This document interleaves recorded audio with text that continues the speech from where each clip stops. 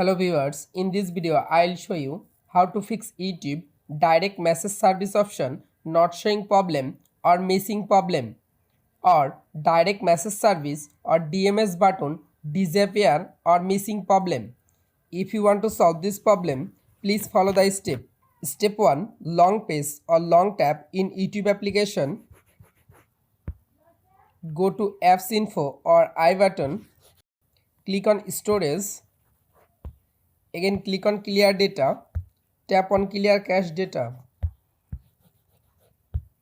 Go back, open Play Store or Apps Store, click on search option, search YouTube app, update your YouTube application latest version.